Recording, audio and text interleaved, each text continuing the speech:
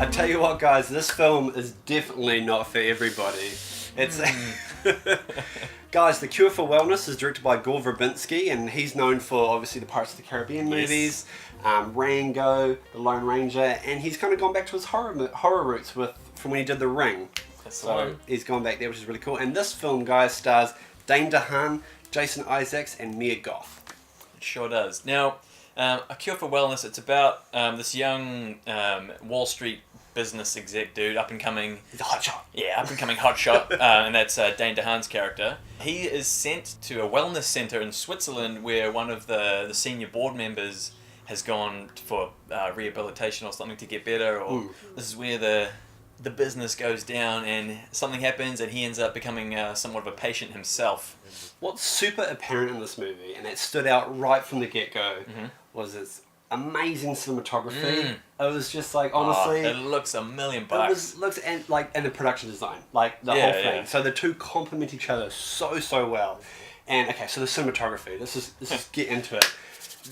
The use of reflections and just like close-ups in this movie is so good. Yeah, like every third shot or something is like a reflective surface, whether it be, windows, mirrors, like a puddle or something. It's just everywhere. And it just goes to emphasize the whole idea of like, not not what it seems in a way. Like you see one thing, but it's reflected as another thing. Yeah. Distorted reflections. That's another thing, because it's not always necessarily reflections. They do a lot with glass and things like that, where it's like looking at a character through some like a curved glass through doorways. A lot of stuff, like just a lot of voyeuristic kind of stuff, which is cool. And it just this cinematography is well thought out, and obviously along with Gore Verbinski's direction, and just a beautiful coupling with just the production design, cinematography, along with the editing and stuff. I mean, straight off the bat, the technical merits of this movie is huge. Every frame is just like, it's beautiful. Like, what I noticed that complemented that really well also throughout the whole thing was the grade as well, which I don't normally talk about when reviewing films and stuff, but there was this like really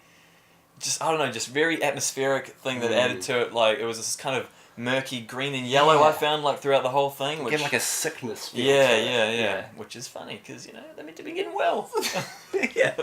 In regards to the cast in this movie, I think everyone just nailed their roles. Yeah, for sure. Dane DeHaan, who's obviously known for Chronicle, and he was in The Amazing Spider-Man 2. He played the Green Goblin. Of course, in that one.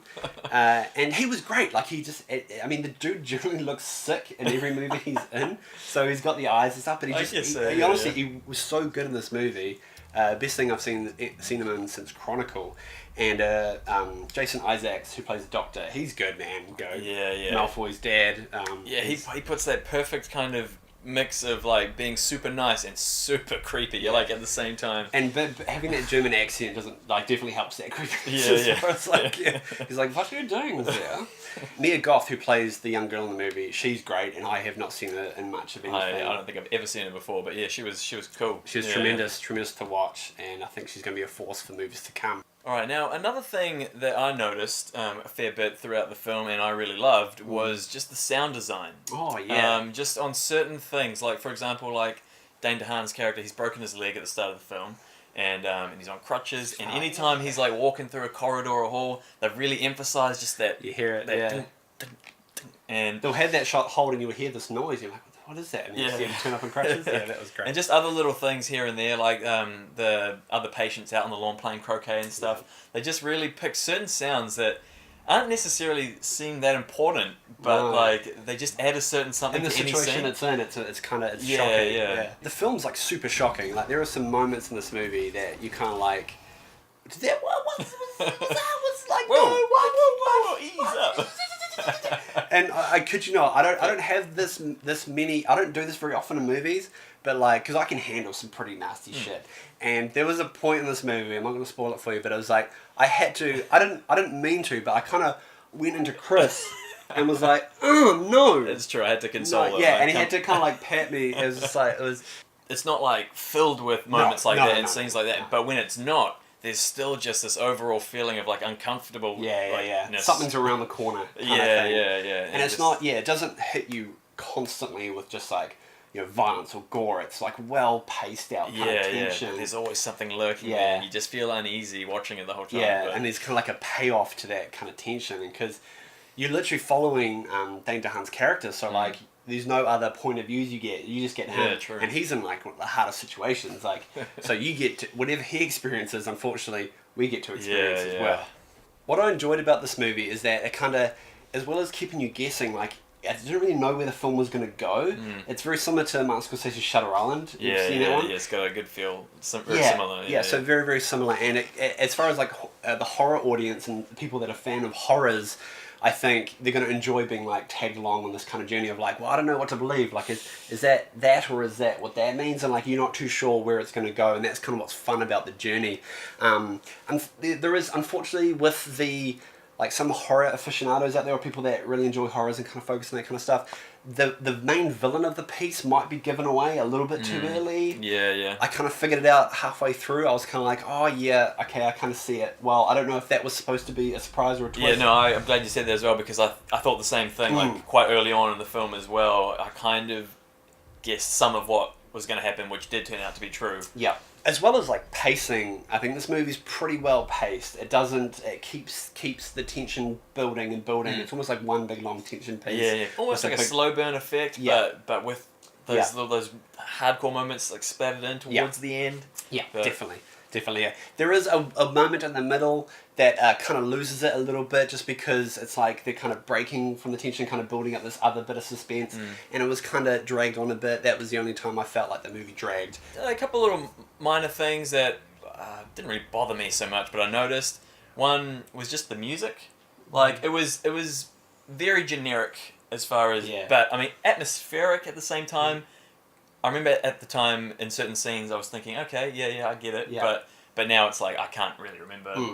The humming was memorable. That's true. There was the humming part. Memorable. That's one. But I swear that's from something, and it's bugging me because I can't think of it. I did think the same thing. I thought it was familiar, but I don't know. But the humming was cool. But yeah, you're right. Like the score itself was it was pretty understated. Generic tension music. Yeah, which I guess is fine. There are some cool musical moments in this movie though. Like, cool, but yeah, but just overall, it's pretty forgettable kind of generic music. And the other little thing is, like, obviously it's set in Switzerland, as I mentioned, and I think they're in a pretty remote village area of Switzerland. Yeah, the vistas were so good looking. They were amazing looking. But I found that, like, for a remote Swiss village area, at least, like, everyone just speaks very good English. I'm like, surely that was a very I feel like that wouldn't be the case, but I mean, I get why they do that. Obviously, they're aimed at probably a universal audience. Totally. They want to speak English and all that.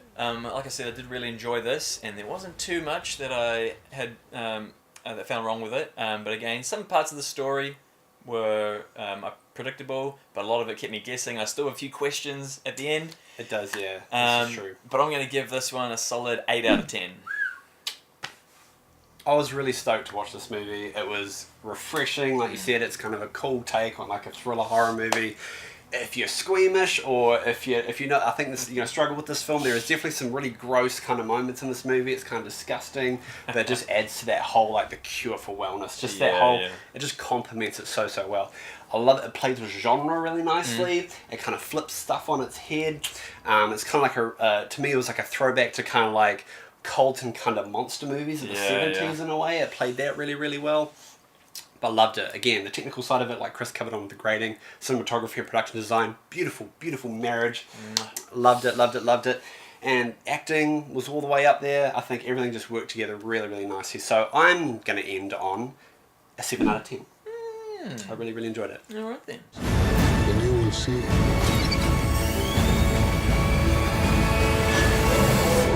It's wonderful here. And thanks so much for joining us, guys, for our review of A Cure for Wellness. Really appreciate it. Thank you so much for watching. Obviously, we both love the film, and we recommend you go see it. Tom stressed that it's not for everyone, so you can think about it before you go and see it. Really, don't be like, I can handle that. I like the fact that I freaked out at one point is a dead giveaway. But yeah, thank you so much again for watching, guys. Please check out our other reviews and our top 5s. And and if you're after just a cool little freak out horror movie thriller that's just tense, man, good night at the movies, definitely check it out. Definitely. Bye.